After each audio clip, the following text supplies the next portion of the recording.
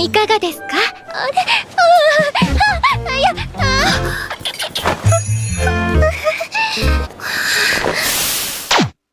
世界で一番お姫様、そういう扱い、ここ笑って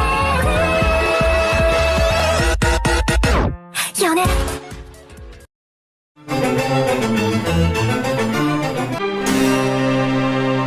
Di hadapan sang kaisar ke-31 Kekaisaran Adrasia Johannes Rex Adler dan kanselir bernama Franz Hebeck, hadirlah putra-putri kekaisaran yang diantaranya ada pangeran kedua bernama Erik, putri kedua Zandra, pangeran ketiga Gordon, pangeran keempat Raugot, pangeran kelima Carlos, pangeran keenam Konrad, pangeran ketujuh dan kedelapan Arnold dan Leonard, pangeran kesembilan yang selengean Henrik Todt, putri ketiga yang sembunyi di belakang Arnold bernama Krista, dan yang terakhir pangeran ke-10 Rupert. Di antara mereka, hanya sang putri pertama Marsekal Liselotte yang tidak hadir karena kewajibannya yang harus menjaga wilayah perbatasan. Setelah Gordon dan Zandra ribut karena perbedaan pola pikir antara otot dan otak, Erik menghentikan mereka dan meminta maaf mewakili keduanya. Beh, aura penjilatnya kuat bejir. Adapun tujuan mereka semua dikumpulkan begini ialah sang kaisar ingin membuat mereka semua saling berkompetisi. Untungnya aja ini bukan kompetisi adu kekuatan fisik yang tentunya akan sangat merugikan Krista dan Rupert yang masih bocil, melainkan menghidupkan kembali festival perburuan para kesatria yang sempat diadakan kekaisaran puluhan tahun silam. Sebuah festival yang mengharuskan mereka berburu monster besar dan langka sekuat tenaga dan sebanyak mungkin. Selama ini, festival tersebut terpaksa ditiadakan karena populasi monster yang mulai berkurang. Di saat Erik yang khawatir kompetisi ini akan meregangkan hubungan kekaisaran dengan guild petualang, Pak Franz pun langsung menenangkan karena mereka telah mendapatkan izin. Setelah menjelaskan situasi sulit yang tengah dihadapi guild cabang di beberapa wilayah, Gordon sempat menanyakan hadiah apa yang akan diberikan pada sang pemenang. Mendengarnya yang ingin jadi putra mahkota, jelas keinginannya itu langsung mendapat penolakan. Karena gak elok rasanya jika menyerahkan masa depan kekaisaran untuk hal remeh-temeh seperti ini. Sebagai gantinya, bagi siapapun yang menang, ia akan diberikan gelar duta besar. Sekembalinya ke ruangan, kebingungan Arnold dengan kompetisi yang akan dilakukan membuat Vinne bertanya, bukankah ini justru menjadi sebuah kesempatan? Secara teknis itu memang benar, tapi mereka juga terhimpit oleh masalah lainnya. Kesempatannya ialah Leo bisa jadi duta besar dan mempermudah posisinya. Sedangkan masalah lainnya ialah jika Leo sampai gagal dan parahnya gelar itu justru diambil oleh salah satu dari 3 pesaing utama. Bisa-bisa dirinya dan Leo disingkirkan dari perebutan tahta. Seba selalu memberitahu bahwa event ini akan diadakan di wilayah timur kekaisaran. Mendengar itu, Arnold langsung menyadari semua ini bukanlah keputusan yang baru dicetuskan oleh sang kaisar, di mana ia menduga ayah mereka telah membiarkan populasi monster di sana membludak agar bisa mengadakan kompetisi ini. Ketika Vinne yang menyarankan supaya Arnold tinggal jadi juara pertama aja, Sebas mengingatkan Pangeran Arnold yang harus berpura-pura jadi inkompeten. Karena cuma dengan cara ini aja, beliau selalu bisa lepas dari kecurigaan semua orang. Di saat Arnold yang berencana memancing para monster sebagai Silver, Vinne langsung menentangnya. Mendengar itu, Arnold dan Sebas sendiri juga menyadari bahwa rencana ini akan membahayakan warga yang tinggal di sekitar sana. Tentunya hal tersebut takkan mereka lakukan.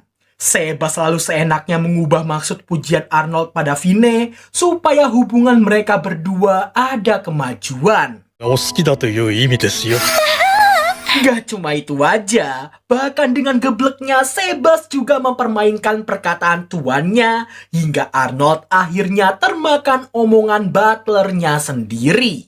お嫌いですか？いや、お好きということで。 Seperginya Vine buat nuangin teh lagi, Sebas pura-pura goalbox saat ditegur oleh tuannya itu. Mengesampingkan hal tersebut, Sebas baru ingat ia tadi sempat mendengar kabar Gold petualang yang mencoba menghubungi Silver untuk meminta bantuan. Scene lalu berpindah menampilkan Arnold yang tengah dalam wujud Silver sedang diberi quest rank triple A untuk menumpas seekor Cerberus mutan. Setelah Silver menerimanya, sontak si resepsionis jadi sangat senang dibuatnya. Setibanya Silver di TKP, nampak seekor Cerberus mutan yang jujur aja gua suka desainnya, tengah berhadapan dengan abang-abangan MC berkedok NPC kita yang satu ini. Setelah menghindari serangan pembuka, Silver mewajarkan banyak party petualang yang kewalahan. Sayang di serangan pertama, monster Triple E ini berhasil menahannya. Namun, sesaat kemudian... Gak lama setelah Cerberus mutan berhasil ditumpas, seorang komandan resimen ketiga sekaligus putri Adipati Agung Armsburg bernama Elna von Armsburg ini datang yang sempat membuat ekspresi Arnold berubah seketika. Buat yang gak ngeh, cewek ini tuh cewek yang bikin Arnold trauma sewaktu bocil dulu. Dengan kata lain, Elna adalah teman masa kecilnya. Gara-gara status ini juga, Arnold jadi terbawa suasana dan terus menyudutkan Elna dengan kata-kata. Untungnya aja Arnold sempat menekankan bahwa misi penaklukan ini ia dapatkan atas permintaan dari Guild. Mendengar itu, wakilnya langsung menghentikan komandannya karena jika Guild petualang telah bertindak, maka merekalah yang salah di sini. 覚えておきなさい。帝国を守るのは我が勇者家であり。すぐ忘れるかもしれないがな。 Seperginya Elna dan pasukannya, seketika itu Arnold ngerasa puas karena sejak dulu dia tak pernah sekalipun bisa menang baik itu dalam adu mulut ataupun bertarung darinya. Akan tetapi, dirinya baru sadar seharusnya dia tidak menjadikan sosok seperti Elna sebagai musuhnya. Beberapa hari kemudian nampak Arnold dan Sebas yang menunggu sosok yang akan membantu faksi Leo yang dipilih langsung oleh sang kaisar. Mendengar Arnold yang berharap semoga sosok tersebut bukanlah Elna, Sebas mengingatkan Elna merupakan anak ajaib yang masuk resimen saat berusia 11 tahun dan menjadi komandan di 3 tahun kemudian. Arnold yang tak bisa membantah pun akhirnya mengaku ia cuma tak menyukainya secara personal. Bahkan ia sangat yakin tak ada satupun orang di luar sana yang mengetahui bagaimana sifat asli Elna yang sebenarnya. Setelah menceritakan semua pembulian yang dilakukan Elna padanya sejak bocil dan menyebutnya sebagai cewek iblis, tiba-tiba... 誰が悪魔みたいな女なのかしら？ Sebas pun menyayangkan takkan ada kesatria yang mau datang menolong karena kesatria terkuatnya aja ada di hadapannya. Dan bener aja, ketakutan Arnold benar-benar terjadi. Sosok yang akan membantu faksi mereka mulai saat ini adalah gumpalan pink yang dijamin bukan beban.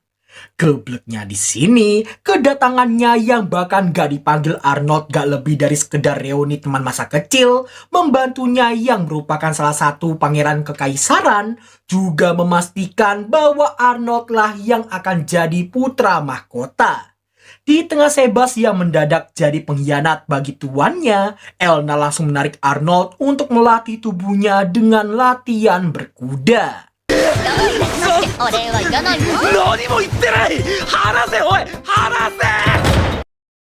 Setelah melalui pelatihan ekstrim seharian, nampak Arnold yang tumbang dan harus dirawat oleh My Bini Vine. Meskipun kondisinya lagi parah gini, Sebas ngasih tahu Elna yang akan membiarkannya istirahat dan lanjut lagi di sore hari. Melihat Arnold yang sampai seperti ini, Vine agak heran karena seharusnya Arnold sama hebatnya seperti Elna dari segi kekuatan. Sebas pun meluruskan bahwa tuannya itu hanya pro dalam sihir kuno dan selalu mangkrak dari pelatihan lainnya. Maka dari itu, kebugaran fisik Arnold berbanding terbalik dari bakat sihir kunonya sendiri.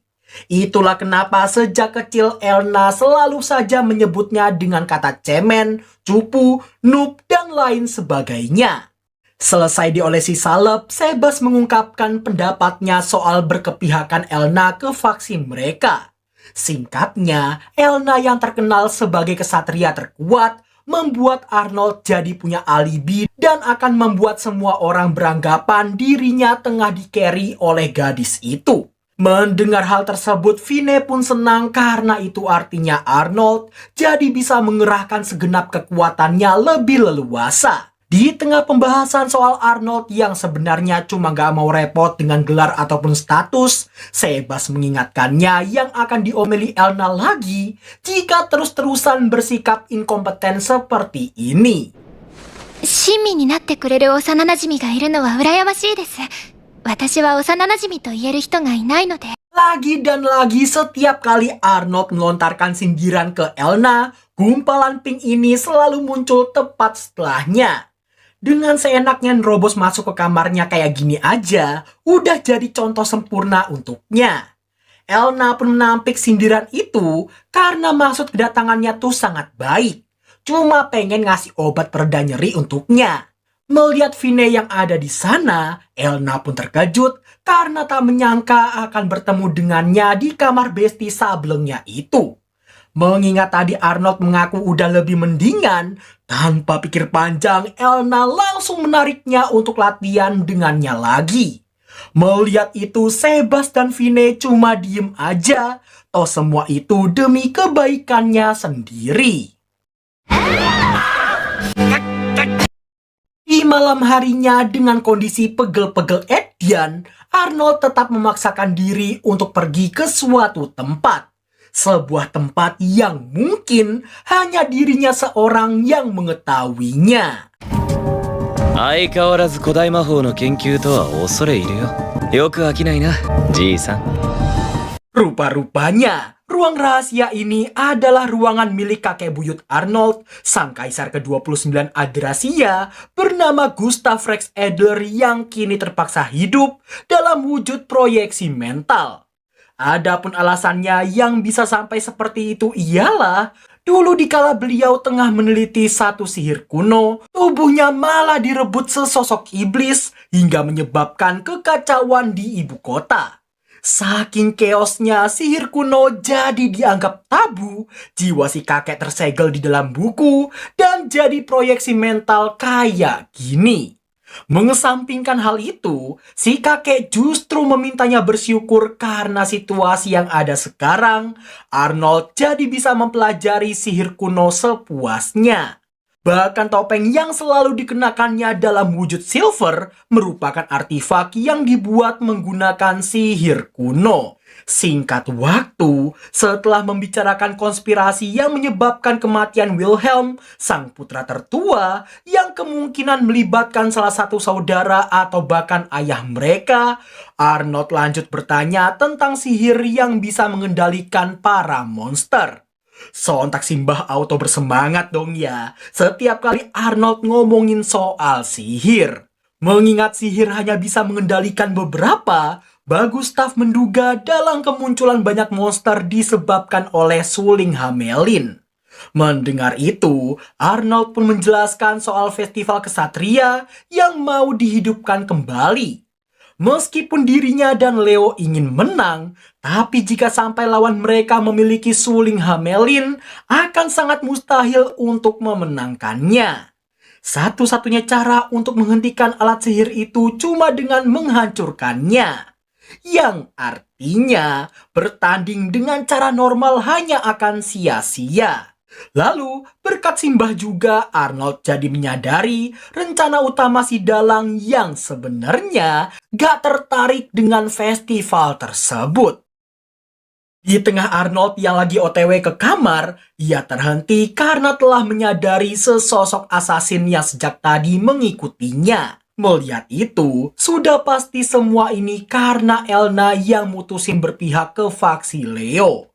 Meski tengah dalam situasi seperti ini, Arnold tetap tenang dan berbalik sambil melakukan sesuatu yang membuat si asasin jadi nggak bisa bergerak. Di saat si asasin yang bersikeras tak akan membocorkan siapakah kliennya, kedatangan seseorang sempat membuatnya mengira sudah di atas angin. Tapi ternyata 3人捕らえました。心はこやつだけです。 di tengah situasi terpojok, si asasin masih kekeh enggan membuka mulutnya. Tak ingin membuang waktu, Arnold langsung menggunakan sihir yang lebih mengerikan daripada kematian. Bagaikan terkena genjutsu Itaking, dalam sekejap ketakutan dalam dirinya meledak-ledak hingga membuatnya menyebutkan nama kliennya. Mendengar nama Zandra yang terlontar, Arnold jadi yakin masalah kemunculan monster dan suling Hamelin pasti bukan ulah wanita itu. Seba selalu memberitahu lokasi diadakannya festival kesatria yang akan dilaksanakan di kota sisi timur bernama Kill. Setengah bulan kemudian nampak festival yang diadakan di kota itu.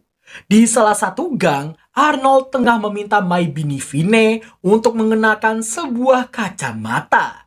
Di mana kacamata itu bisa mengubah penampilannya di mata orang lain. いかがですか? Setelah menenangkan Vine yang mengkhawatirkan kondisi tubuh Arnold yang habis kelelahan, Arnold mengajaknya jalan-jalan nyari jajanan, kali aja nemu seblak. お腹いっぱいです。でももう食べられません。 Di tengah kebersamaan kedua calon sepasang bucin ini, keduanya dihampiri Leo dan Mari yang habis ngesensus warga kota Kill. そっちはデート? Arnold dan Leo kemudian membahas soal pencurian yang kerap kali terjadi belakangan waktu. Mereka ngerasa siapapun jambretnya pastilah sangat golbok karena berani nyopet saat para kesatria dari penjuru wilayah berkumpul di satu kota. Gak lama fokus mereka teralihkan ke dua ekor hewan kecil yang disebut Blades, yang jujur aja agak mirip sama paknya Rizero, tengah ngunyel-ngunyel di kaki beningnya si Vine. Meski terkesan sangat imut, tapi faktanya hewan ini punya sifat kayak yang lagi ngomong.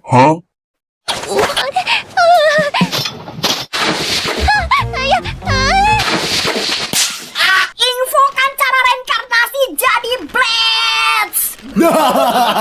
Tak puas menggerayangi Vine hingga menegakkan suatu objek, salah satu Blades nampak keluar dan menargetkan Mari yang gak kalah kawaii.